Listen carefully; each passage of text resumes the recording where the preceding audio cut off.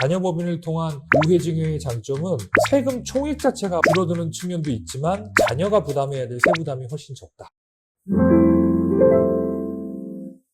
오늘은 자녀법인 절세 구도에 관해서 좀 이야기를 나눠볼게요. 자, 1단계는 상속세 과세가액을 축소하는 게 1단계고요. 그러니까 자녀법인으로 부모의 소득 및 자산을 분산하는 거니까 당연히 가액이 축소가 되겠죠. 결국 미래 자산의 가치 상승분을 상속인에게 조기에 이전하는 효과가 있다. 일종의 상속세 절세를 하는 하나의 방안이고, 그러면 자녀법인에 유보되어 있는 소득을 언젠가 자녀 상속인들에게 이전을 시켜야 되잖아요. 그렇죠. 그래서 이제 이전을 시키기 위해서는 다양한 과세 체계를 활용할 필요가 있다. 그래서 종합과세되는 소득은 최소화하고요. 종합과세도 물론 소득자를 분산하면 담세율을 낮출 수 있는 측면이 있고요. 가급적 분류과세나 분리과세 소득을 높이자. 그래서 분류과세에 해당되는 거는 이제 퇴직소득이나 주식 양도소득이 있고, 분리과세에 해당하는 거는 이제 2천만 원 이하의 이제 이자 배당소득이 있을 수 있겠죠. 이제 자녀법인으로 유보되어 있는 자금은 단기간에 법인 외로 유출할 돈이 아니라 굉장히 오랜 기간 동안 자녀의 법인에 유보되어 있는 돈을 법인 밖으로 유출하는 구조이기 때문에, 그렇게 만약에 자녀가 4명이면 2천만 원씩만 매년 분리과세 한도 내에서 배당을 하더라도 1년에 한 8천이에요. 이게 10년이면 8억이고 20년이면 16억이고, 자녀가 어릴 때부터 이 자녀법인을 세팅해서 그 자녀법인에 유보되어 있는 돈을 이런 과세 체계를 잘 활용해서 자녀들에게 귀속되는 구조를 짜오면 2단계의 부분도 상당히 유의미하게 절세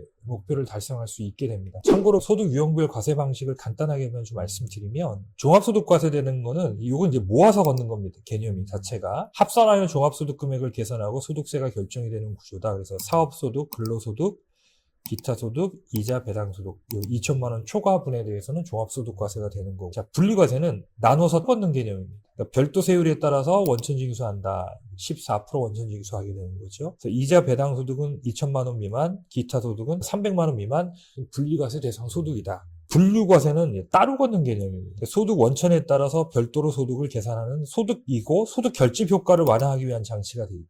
그래서 퇴직소득은 오랜 기간의 근로에 대한 부분이 특정 시점에 결집이 된 거고, 양도소득은 오랜 기간의 자산 증가분이 특정 시점에 결집이 된 거잖아요. 그러니까 그 시점의 소득 결집 효과로 인해서 세율이 높아질 수밖에 없는 거죠. 그렇죠. 그래서 이 소득 결집 효과를 완화하기 위한 다양한 세법적인 장치들이 있다. 그래서 결론적으로 세율이 낮다. 그래서 우리가 보통 절세라는 거는 요 모아서 걷는 요 종합소득 과세를 가급적 분리과세와 분류과세 소득으로 분산시킨다. 그래서 법인의 이중과세의 완화 장치다. 이중과세라고 하는 이유는 법인에서 법인세를 한번 또 내는데, 그럼 법인에 유보되어 있는 돈에 대해서 나중에 주주가 또 한번 종합소득 과세를 하잖아요. 네. 이중과세를 최소화하기 위해서는 분리과세와 분류과세를 최대한 활용할 수 있는 그런 절세 인프라를 구축해놔야 된다. 이런 의미로 해석하시면 될 것 같습니다.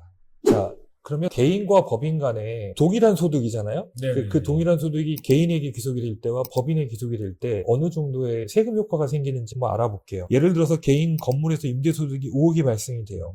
요건 이제 임대소득 금액으로 보시면 돼요. 네. 이제 비용 빼고 실질적으로 이제 과표에 잡히는 소득이 5억이라고 가정을 할게요. 과표가. 네. 제세공과 납부하는 부담률이 한 45.4%입니다. 이건 소득세율이 40% 구간일 때로 계산이 된 거고요. 자녀법인 같은 경우는 이제 자녀의 공동자산 개념이잖아요. 마찬가지로 동일하게 소득금액은 동일합니다. 법인세율은 19%가 되고, 내년부터는 20%로 올라가겠지만, 법인이 납부하는 세금의 총량은 8,250만 원. 그러니까 세율로는 16.5%죠. 매년 법인 사업자, 개인 사업자가 동일한 임대소득을 받았을 때 부담하는 담세율이 45%, 16%니까 9% 정도의 매년 세금으로 인한 절감 효과가 생기는 거죠. 물론 이 돈이 나중에 개인한테 갈 때 일부 납부하는 세금이 있죠. 있죠. 그건 이제 배제하고, 귀속되는 단계에서만 봤을 때는 상당히 큰 폭의 절세 효과가 발생이 되는 거죠. 두 번째는, 개인 사업자가 그럼 만약에 아까 이제 실수령액이 한 2억 7천 정도 된다고 그랬잖아요. 네네. 이 돈을 갖다가 자녀한테 증여하는 경우, 개인이 납부한 세금을 5년 동안에 모아서 자녀 3명에게 증여한다라고 가정을 하면 결국 총 세후가액이 10억 정도가 됩니다. 왜냐면 또 자녀가 증여세를 납부해야 되잖아요. 그죠? 근데 만약에 이제 이거 자녀법인이 유보를 한 후에 유보된 소득을 자사주 매입 형태로 해서 자녀에게 직접 귀속이 되게끔 구조를 짜면 자녀들이 최종적으로 받아가는 세후 소득가액 총액은 한 15억 6,700이 됩니다. 실질적인 절감액이 한 5억 6천만 원 정도 발생이 되는 거죠. 5년 동안에. 굉장히 크네요. 네, 그렇죠. 네. 개인 사업자가 세후 소득을 직계 자녀가 아니라 세대를 한 단계 건너뛰어서 이제 손자녀에게 증여. 그럼 손자녀에게 증여할 때는 할증과세라는 게 있어요. 자녀 법인은 할증과세 개념이 없죠. 이미 손자들도 다 주주로 들어와 있기 때문에 이때는 절감액이 훨씬 더 커지는 거지. 여기는 할증과세 개념이 없기 때문에. 예. 손자녀가 더 파워풀하다. 그렇죠. 그러니까 소득세만 놓고 볼 일이 아니라 자녀나 손자녀에게까지 증여하는 개념으로 보면 자녀법인이 훨씬 유리하다. 이런 점을 말씀드린 겁니다. 자녀에게 직접 증여할 때와 자녀 법인을 통해서 우회 증여할 때 세부담이 어떻게 구성이 되는지를 한번 설명을 드려볼게요. 네. 예, 증여가액이 1억일 때부터 10억일 때까지가 있습니다. 10억일 때를 한번 예를 들어볼게요. 10억을 그냥 자녀 개인에게 증여를 하게 되면 증여세가 2억 1,800만 원이 나옵니다. 자, 그런데 자녀 법인을 통해서 우회 증여를 하게 되면 법인이 납부하는 세금이 1억 9,800이고요. 그 다음에 개인이 납부하는 증여세는 2천만 원으로 줄어듭니다. 납부하는 세금 총액은 동일해요. 직접 증여하나 법인은. 다만 직접 증여할 때는 이 2억 1,800을 오로지 누가 내야 된다? 자녀가 납부해야 되는 거예요. 자녀가 이 돈을 납부할 수 있으면 개인이 증여하나 법인이 우회 증여하나 증여 효과는 큰 차이가 없어요. 그런데 자녀가 이 돈을 납부할 수 없으면 부모가 2억 1,800만 원만큼을 추가로 더 어떻게 해야 돼요?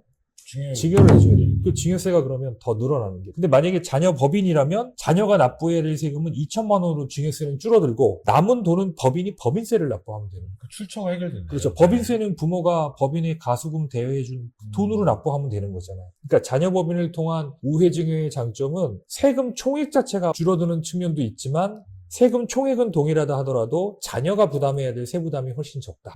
이렇게 이해하시면 됩니다. 자녀 주주에 대한 증여 의제 금액이 1억 미만인 경우 증여세가 과세되지 않음. 매년 1억 미만 증여 시 10년 합산 과세되는 직접 증여보다 자녀법인 우회 증여가 유리하다.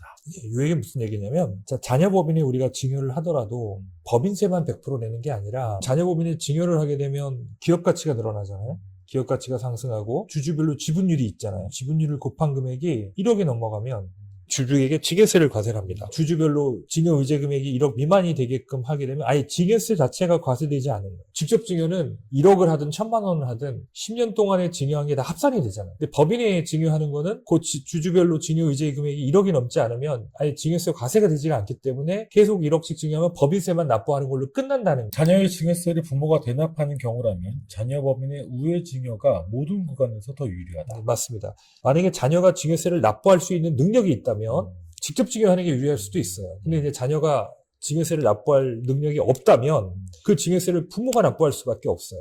그건 또 증여세가 과세되기 때문에 만약에 부모가 대납을 할 수밖에 없는 경우라면 어떤 경우에도 자녀 법인의 우회 증여가 세금 측면에서 유리할 수밖에 없다라는 얘기입니다. 납부세액 합계가 동일하더라도 자녀 법인은 부모 가수금을 활용해 법인세를 납부할 수 있으므로 자녀에게 귀속되는 자산의 투자 및 활용 기회가 확대된다. 만약에 자녀가 납부할 세금이 능력이 있다 하더라도 그 자녀가 내는 돈이잖아요. 그 자녀는 그만큼 투자 활용 기회가 축소되는 거잖아요. 그 세금을 자녀가 납부할 수 있더라도 부모가 납부할 수 있는 구조를 짜주면 자녀 명의의 자산이 투자와 활용 기회가 확대되기 때문에 상속 증여 측면에서는 유리할 수밖에 없는 구조죠.